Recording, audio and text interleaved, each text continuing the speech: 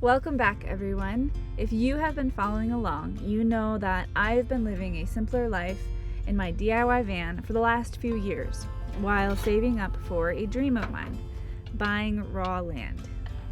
Well, it actually happened. On December 11th, I officially became the owner of 40 breathtaking acres in the desert. Now, I wasted no time and decided to invest in a well just days after closing. This process was intense. It was filled with excitement for the possibility of water and a ridiculous amount of stress that comes with not knowing if thousands of dollars will be wasted. But after a few days of drilling with very little success, they hit over 20 gallons a minute at 570 feet. Even with all of these beautiful highs, this journey has been much more emotional than I had ever anticipated. And there has been one emotion that has challenged me in the deepest sense, and that would be grief.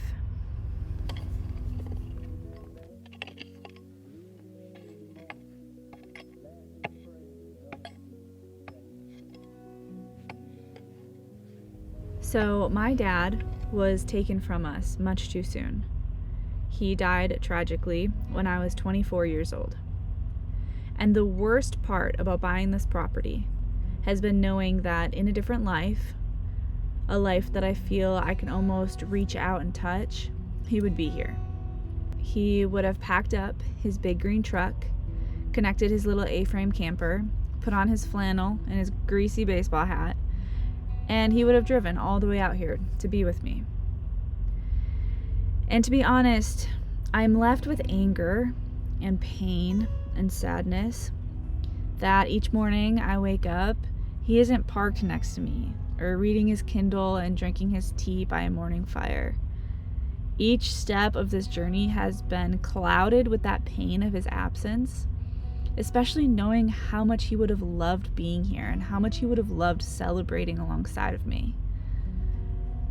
And I needed to include him in this story because he is still a huge part of it. And while grief is a very personal experience, one that I'm sure we all feel very lonely in, I know that many of you experience grief in a similar way. And I think it's important to share because we're not alone in it. I'm not alone in it, and neither are you.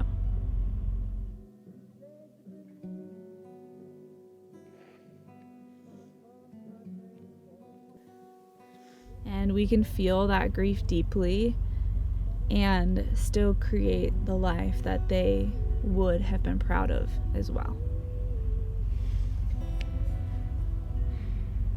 But also during this time, I got a beautiful surprise.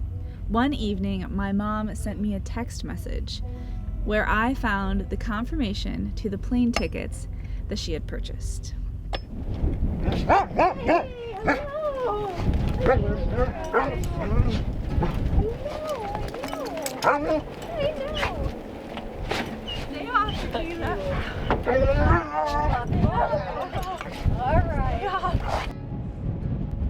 And as it turns out, I am very much my mother's daughter. Get up and go. Hey Noah, would you grab her hand? No. Sorry. Here, Mom, let me help you. No, I can do it on my own. So I brought with me a book that was recommended by Linnea and Akila, Women of the Wilderness. So I'm starting that here. Take 2. And this book, which was recommended by Linnea, my wonderful daughter. And so I am going to start reading it here on this adventure. Okay, we can turn it off. Prologue, The Wilderness. Gradually, the trees become smaller and the moist, leafy soil gives way to rocky patches. And that's where we are, in a place with a lot of rocky patches. The sun has warmed the dark rock face, and I sit down to admire the world around me. This beautiful valley is our home for the long winter. There is no wind, and everything is utterly still.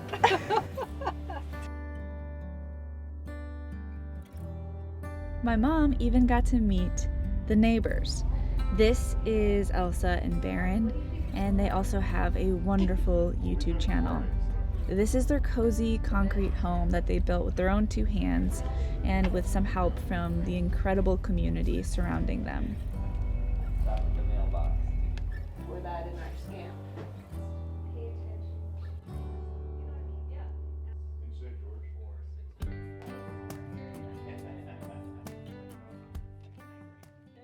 I found these today. Beautiful section of an arrowhead. Was it completely out? It was completely out. And then I found this one too. It's so beautiful. You want to come on in, Mom? Yeah.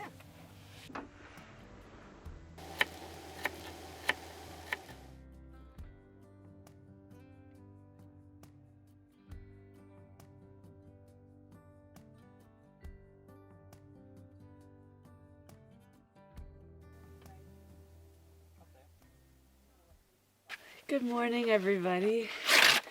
Mom and I slept so well in here, and Chris stayed warm in his bus. We haven't slept in the bus one time this winter because it's not insulated, but I gave him my -40-degree sleeping bag, so he stayed nice and cozy. It's a really beautiful morning. Mom got right out of bed, and now she's walking around the property, and it feels really cool that she wants to explore. And right now there is, I think, some weather moving in, maybe. It's really dark behind the van. This way is completely clear and sunny. It's really dark behind the van. But I'm learning here that the weather is always shifting right before it hits. So I'm hoping for snow, but I kind of doubt it. Just knowing how moody the weather can be here.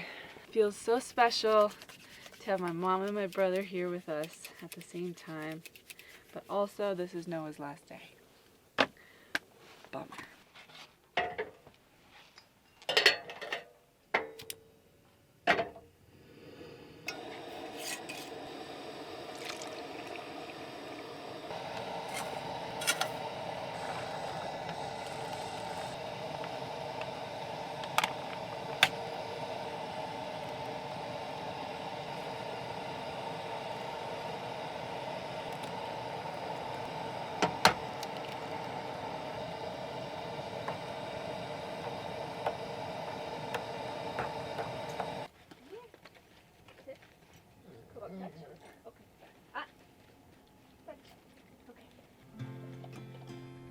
And then you were like, oh, I'll be home, and then you weren't home like you said you were gonna be. And then I was like, oh my gosh, my mom she's died. And then I went around town looking for you, and you were at your meeting, and I didn't know that. And because then after your meeting, you went out with your girlfriends, but you never told me that, and you said you were gonna be home. Oh, yeah, Like a little sassy teenager that wasn't home, and she said she was going to, and I was so scared. I was so anxious. I can't have kids if this is what it's like. It is what it's like, honey. Yeah, no thank you. And so after that, I took your phone and I shared your location with me. Because I was like, if I just knew her damn location, I wouldn't have to worry. So now I have your location. We're getting snow, and I'm so excited. I definitely thought that this was going to skirt around us, but it's here. Oh my gosh. Oh, Keela, where's he going? Goodbye, Keela.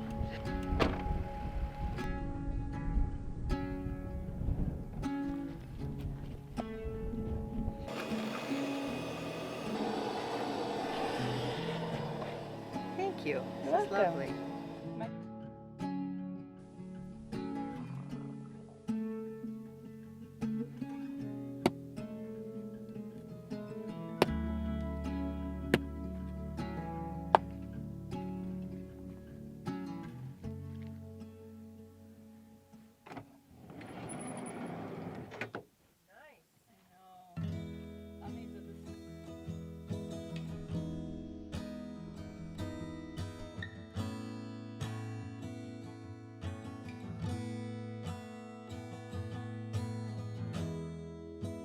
Vitamins and history books. Oh, good girl. What did you find? Psychology and a different way to look at it all. 'Cause my Good girl. perspective is broken.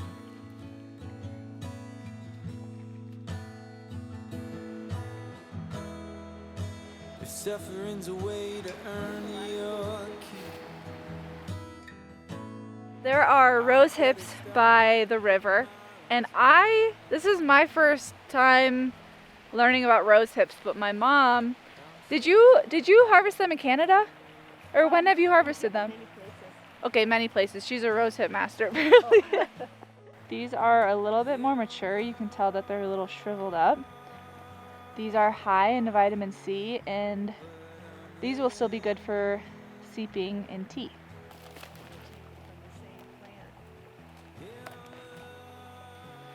There's a nice collection here, honey. Yeah.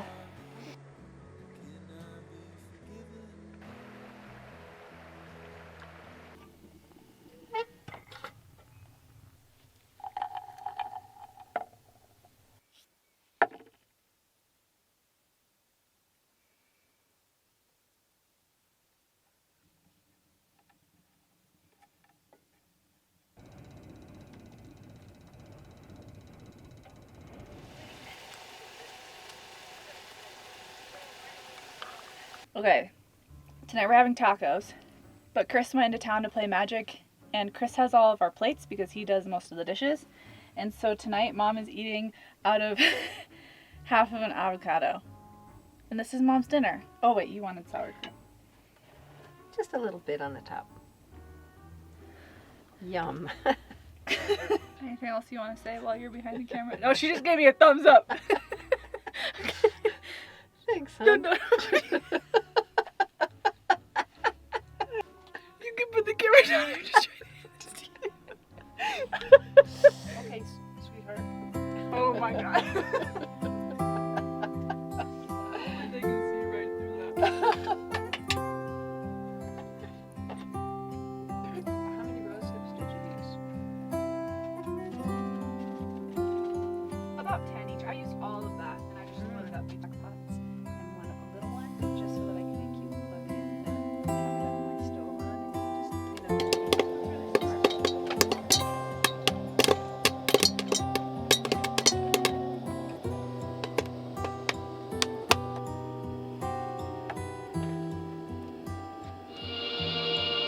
even that is like Miracle on 34th Street. Is that what it's called? 1947. Mom remembers when this came out. Well, I'm just kidding.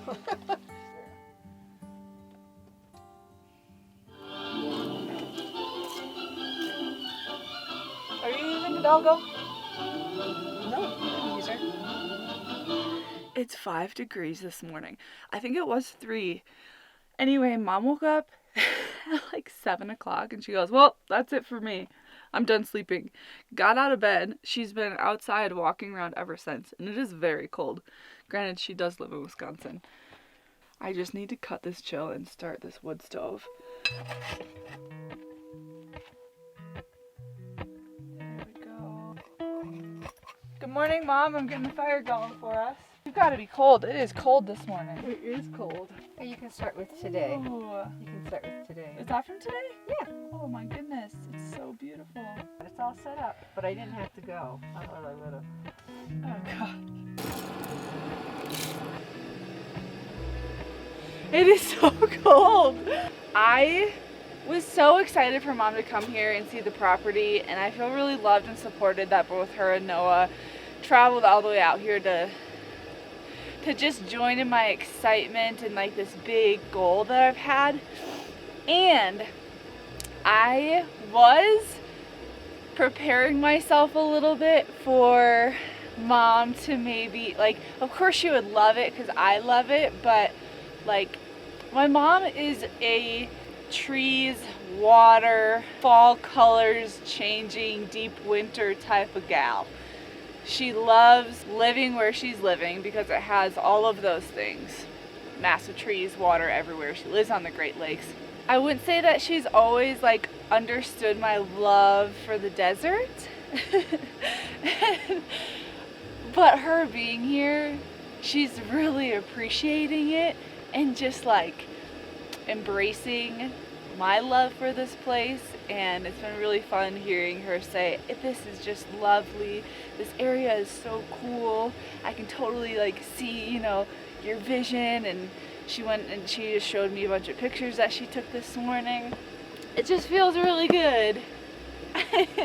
And I'm just so happy. I'm just so happy she's here. So this is one of my favorites. Isn't that pretty? That one is good. So it's definitely worth getting up in the morning before to watch the sun come up and just go on top of the ridge. And I like this one too. The sun was just shining on that little tiny rock bench. Morning. Good morning. There is some space for another set of hands.